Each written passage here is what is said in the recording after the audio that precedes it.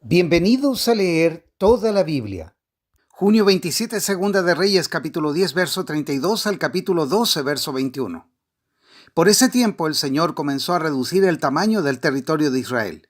El rey Hazael conquistó varias regiones del país al oriente del río Jordán, entre ellas toda la tierra de Galaad, de Gad, de Rubén y de Manasés. El área que conquistó se extendía desde la ciudad de Aroer, cerca del valle de Arnón, hasta tan al norte como Galaad y Basán. Los otros acontecimientos del reinado de Jehú, todo lo que hizo y todos sus logros, están registrados en el libro de la historia de los reyes de Israel. Cuando Jehú murió, lo enterraron en Samaria, y su hijo Joacás lo sucedió en el trono. Jehú reinó en Israel desde Samaria durante 28 años en total. Cuando Atalía, la madre del rey Ocosías de Judá, supo que su hijo había muerto, comenzó a aniquilar al resto de la familia real. Pero Josaba, hermana de Ocosías e hija del rey Joram, tomó a Joás, el hijo más pequeño de Ocosías, y lo rescató de entre los demás hijos del rey que estaban a punto de ser ejecutados. Para esconderlo de Atalía, Josaba puso a Joás con su nodriza en un dormitorio, por eso no asesinaron al niño. Joás permaneció escondido en el templo del Señor durante 6 años mientras Atalía gobernaba el país. En el 7º año del reinado de Atalía, el sacerdote Joiada mandó llamar al templo del Señor a los comandantes, a los mercenarios cariteos y a los guardias del palacio. Hizo un pacto solemne con ellos y los obligó a hacer un juramento de lealtad allí, en el templo del Señor. Luego les mostró al hijo del rey. Joiada les dijo: tienen que hacer lo siguiente. Una tercera parte de ustedes, los que están de turno el día de descanso, vigilarán el palacio real. Otra tercera parte de ustedes hará guardia en la puerta sur, y la otra tercera parte lo hará detrás de la guardia del palacio. Los 3 grupos vigilarán el palacio. Los 2 grupos que no están de turno el día de descanso guardarán al rey en el templo del Señor. Formen una escolta alrededor del rey y tengan sus armas en la mano. Maten a cualquiera que intente penetrar las filas. Quédense junto al rey, vaya donde vaya. Así que los comandantes hicieron todo tal como el sacerdote Joiada les había ordenado. Los comandantes se encargaron de los hombres que se presentaban para su turno ese día de descanso, así como de los que terminaban el suyo. Los llevaron a todos ante el sacerdote Joiada, quien les dio las lanzas y los escudos pequeños que habían pertenecido al rey David y estaban guardados en el templo del Señor.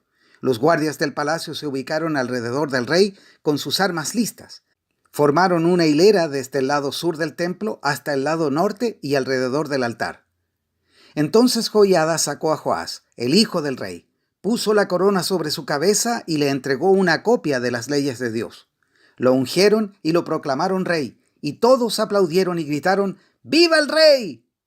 Cuando Atalía oyó el ruido que hacían los guardias del palacio y la gente, fue deprisa al templo del Señor para ver qué pasaba. Cuando llegó, vio al recién coronado rey de pie en el lugar de autoridad junto a la columna, como era la costumbre durante las coronaciones. Los comandantes y los trompetistas lo rodeaban, y gente de todo el reino celebraba y tocaba las trompetas. Cuando Atalía vio todo esto, rasgó su ropa en señal de desesperación y gritó: ¡Traición! ¡Traición! Después el sacerdote Joiada ordenó a los comandantes que estaban a cargo de las tropas: llévensela a los soldados que están de guardia frente al templo y maten a cualquiera que intente rescatarla. Pues el sacerdote había dicho: no deben matarla dentro del templo del Señor. Por eso la agarraron y la llevaron a la puerta por donde los caballos entraban al predio del palacio y allí la mataron. Luego Joiada hizo un pacto entre el Señor y el rey del pueblo, de que serían el pueblo del Señor. También hizo un pacto entre el rey y el pueblo. Así que toda la gente fue al templo de Baal y entre todos lo destruyeron. Demolieron los altares, hicieron pedazos los ídolos y mataron a Matán, el sacerdote de Baal, frente a los altares. El sacerdote Joiada puso guardias en el templo del Señor. Después los comandantes, los mercenarios cariteos, los guardias del palacio y toda la gente del reino escoltaron al rey desde el templo del Señor. Pasaron por la puerta de la guardia y entraron al palacio, y el rey se sentó en el trono real. Toda la gente del reino se alegró, y la ciudad estaba tranquila porque Atalía había sido ejecutada en el palacio del rey. Joás tenía 7 años cuando subió al trono. Joás comenzó a gobernar Judá durante el 7º año del reinado de Jehú en Israel y reinó en Jerusalén 40 años. Su madre se llamaba Sibia y era de Beerseba. Durante toda su vida, Joás hizo lo que era agradable a los ojos del Señor, porque el sacerdote Joiada lo aconsejaba.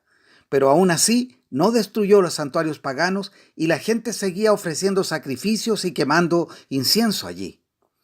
Cierto día el rey Joás dijo a los sacerdotes: recojan todo el dinero que se traiga como ofrenda sagrada al templo del Señor, ya sea el pago de una cuota, el de los votos o una ofrenda voluntaria. Los sacerdotes tomarán de este dinero para pagar cualquier reparación que haya que hacer en el templo. Sin embargo, en el año 23 del reinado de Joás, los sacerdotes aún no habían reparado el templo. Entonces el rey Joás mandó llamar a Joiada y a los demás sacerdotes y les preguntó: ¿por qué no han reparado el templo? Ya no tomen más dinero para sus propias necesidades. De ahora en adelante, todo debe usarse en la reparación del templo. Así que los sacerdotes acordaron no aceptar más dinero de la gente y también estuvieron de acuerdo en que otros tomaran la responsabilidad de reparar el templo. Luego el sacerdote Joiada tomó un cofre grande, le hizo un agujero en la tapa y lo puso al lado derecho del altar en la entrada del templo del Señor. Los sacerdotes que cuidaban la entrada ponían dentro del cofre todas las contribuciones de la gente. Cada vez que el cofre se llenaba, el secretario de la corte y el sumo sacerdote contaban el dinero que la gente había traído al templo del Señor y después lo metían en bolsas. Luego entregaban el dinero a los supervisores de la construcción, quienes a su vez lo usaban para pagarle a la gente que trabajaba en el templo del Señor: los carpinteros, los constructores, los albañiles y los picapedreros.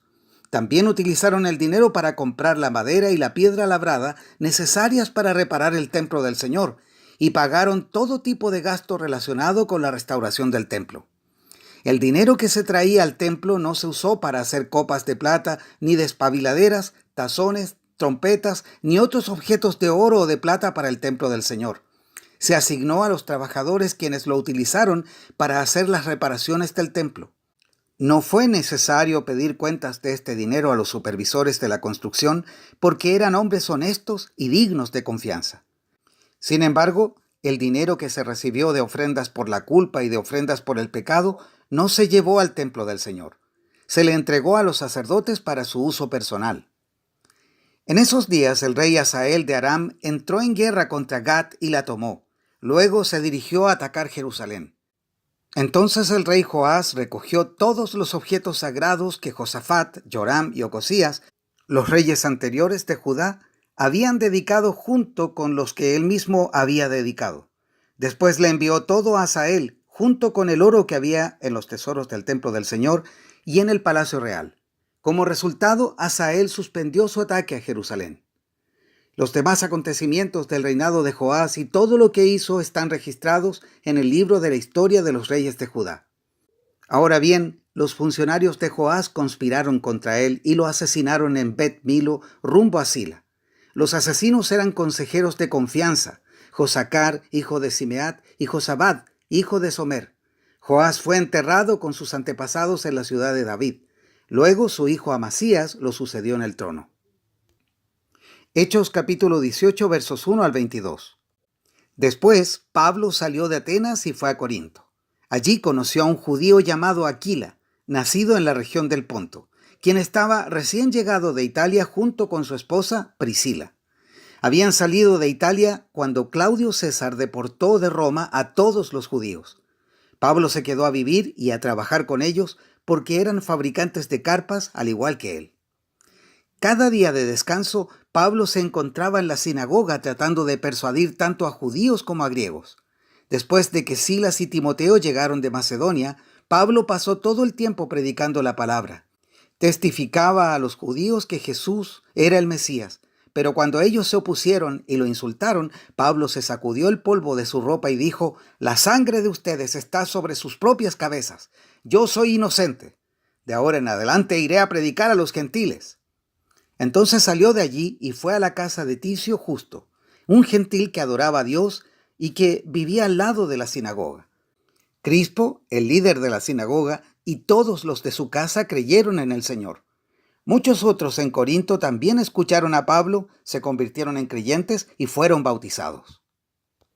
Una noche el Señor le habló a Pablo en una visión y le dijo: «No tengas miedo, habla con libertad, no te quedes callado, pues yo estoy contigo y nadie te atacará ni te hará daño, porque mucha gente de esta ciudad me pertenece. Así que Pablo se quedó allí 1 año y medio enseñando la palabra de Dios. Cuando Galión llegó a ser gobernador de Acaya, unos judíos se levantaron contra Pablo y lo llevaron ante el gobernador para juzgarlo. Acusaron a Pablo de persuadir a la gente a adorar a Dios en formas contrarias a nuestra ley. Pero justo cuando Pablo comenzó a defenderse, Galión se dirigió a los acusadores de Pablo y dijo: «Escuchen ustedes, judíos, si aquí hubiera alguna fechoría o un delito grave, yo tendría una razón para aceptar el caso. Pero dado que es solo un asunto de palabras y nombres y de su ley judía, resuélvanlo ustedes mismos. Me niego a juzgar tales asuntos». Así que los expulsó de la corte. Entonces la multitud agarró a Sóstenes, el líder de la sinagoga, y lo golpeó allí mismo en la corte, pero Galión no le dio a eso ninguna importancia. Después Pablo se quedó en Corinto un tiempo más, luego se despidió de los hermanos y fue a Cencrea, que quedaba cerca. Allí se rapó la cabeza según la costumbre judía en señal de haber cumplido un voto. Después se embarcó hacia Siria y llevó a Priscila y a Aquila con él. Primero se detuvieron en el puerto de Éfeso, donde Pablo dejó a los demás. Mientras estuvo en Éfeso, fue a la sinagoga para razonar con los judíos. Le pidieron que se quedara más tiempo, pero él se negó. Al irse, sin embargo, dijo: «Si Dios quiere, regresaré». Entonces zarpó de Éfeso. La siguiente parada fue en el puerto de Cesarea. De allí subió y visitó a la iglesia de Jerusalén y luego regresó a Antioquía. Salmos 145, versos 1 al 21. Te exaltaré, mi Dios y Rey, y alabaré tu nombre por siempre y para siempre. Te alabaré todos los días, sí, te alabaré por siempre. Grande es el Señor, el más digno de alabanza. Nadie puede medir su grandeza. Que cada generación cuente a sus hijos de tus poderosos actos y que proclame tu poder. Meditaré en la gloria y la majestad de tu esplendor y en tus maravillosos milagros. Tus obras imponentes estarán en boca de todos, proclamaré tu grandeza. Todos contarán la historia de tu maravillosa bondad, cantarán de alegría acerca de tu justicia. El Señor es misericordioso y compasivo, lento para enojarse y lleno de amor inagotable. El Señor es bueno con todos, desborda compasión sobre toda su creación. Todas tus obras te agradecerán, Señor, y tus fieles seguidores te darán alabanza. Hablarán de la gloria de tu reino, darán ejemplos de tu poder. Contarán de tus obras poderosas y de la majestad y la gloria de tu reinado. Pues tu reino es un reino eterno. Gobiernas de generación en generación. El Señor siempre cumple sus promesas, es bondadoso en todo lo que hace. El Señor ayuda a los caídos y levanta a los que están agobiados por sus cargas. Los ojos de todos buscan en ti la esperanza, les das su alimento según la necesidad. Cuando abres tu mano, sacias el hambre y la sed de todo ser viviente. El Señor es justo en todo lo que hace, está lleno de bondad. El Señor está cerca de todos los que lo invocan, sí, de todos los que lo invocan de verdad. Él concede los deseos de los que le temen, oye sus gritos de auxilio y los rescata.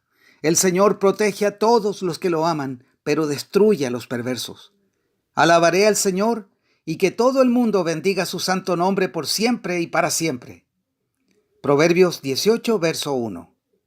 La gente poco amistosa solo se preocupa de sí misma, se opone al sentido común. Hasta aquí la lectura de hoy.